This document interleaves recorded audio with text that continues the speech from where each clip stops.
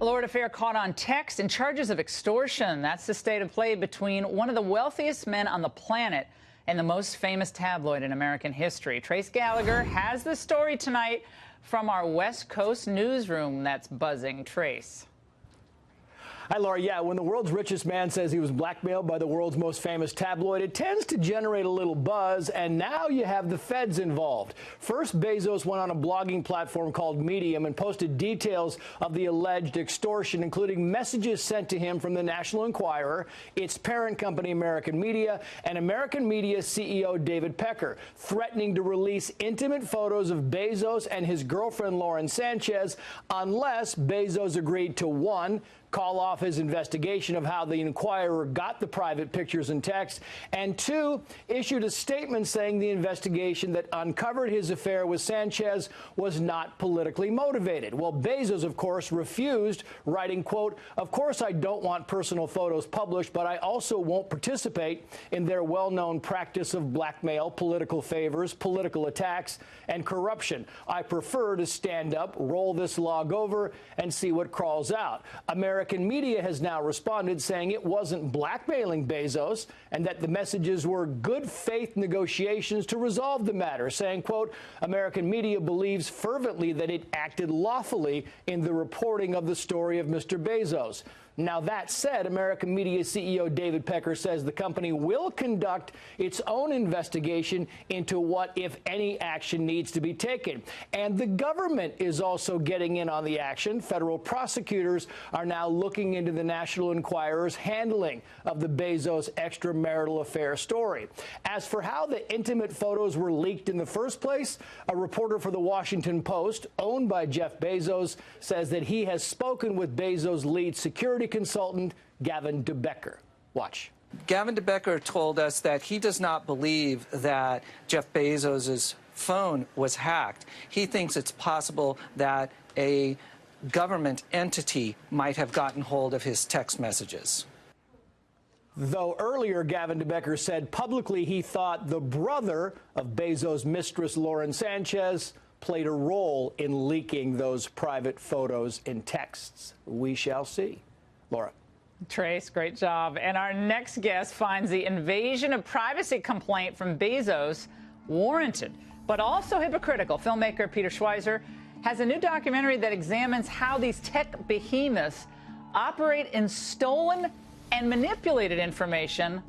That's your information, by the way. Peter joins us now. Peter, the National Enquirer seems to be in the wrong here with how they came after Bezos, but it's kind of ironic, isn't it, that Bezos is crying foul about stolen texts when these tech companies can be guilty in the end of much worse. Yeah, that's exactly right, Laura. You know, about a decade ago, Eric Schmidt of Google declared that privacy was dead. And the tech titans have essentially been selling everybody's information. And what's troubling is they don't just use that information, our information, to, you know, sell us advertising and sort of things like that. They also use it against us. And so to me, it's quite ironic. I sympathize with Jeff Bezos, but I find it quite ironic that they're raising privacy concerns when the high-tech industry, primarily Google and Facebook, but also Amazon, peddle in selling our information and invading our privacy on a regular basis. Well, Peter, another point is that the employees of the Washington Post who ultimately work for Bezos saw that one blog post, you know, basically trying to out the National Enquirer and are just celebrating him as a national hero. Let's watch. There is a certain amount of badassness about Jeff Bezos that I think makes us all proud to work for him. Badassness. That's where we are. And I want to play one more thing, though, because this is funny. This is Dylan Byers of NBC also saying that this all could be good in a way for Bezos. Let's watch. To me, it's not so much what does National Enquirer have on Jeff Bezos that's driving this story. What I wonder is what does Jeff Bezos maybe have on the National Enquirer? What does he have about the ties to Trump? He's earned his journalism wings with this move. So he has pulled off a masterstroke in terms of recasting his own image, in terms of making himself look like a good guy again. That's a pretty interesting turn. A good guy, a hero. She's a guy just like you and me, Donnie Deutsch said on Morning Joe. So it is kind of an image recast. But then again, Pecker has he's already gotten an immunity deal from Mueller. So it's like he's working with Mueller on some of this, killing the stories about Trump deal. So I don't get where any of these people are going. What do you have to hide? What does AMI have to hide? I don't get it. Yeah, no, look, it's interesting. Jeff Bezos is in this story kind of the victim, right? So that's going to help him. But I think most people are going to look at these tech titans and ultimately not view them in a sympathetic light. And it's not, in my book, because they make a lot of money. More power to them. They create these great companies, these great products and services.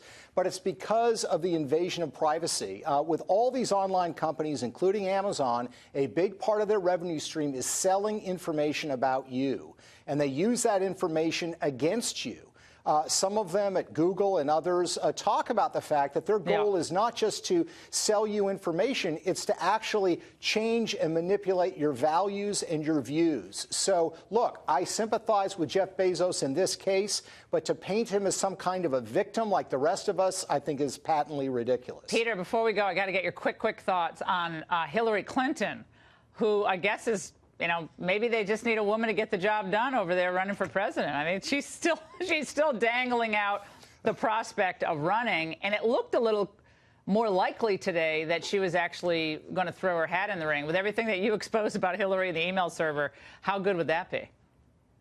Well, I think it would be an enormous gift to President Trump if Hillary Clinton were to run. What I'm betting on is that Terry McAuliffe, the former governor of Virginia, will be the stalking horse for the Clinton machine. They're longtime associates. He raised a lot of money for them when Bill was president.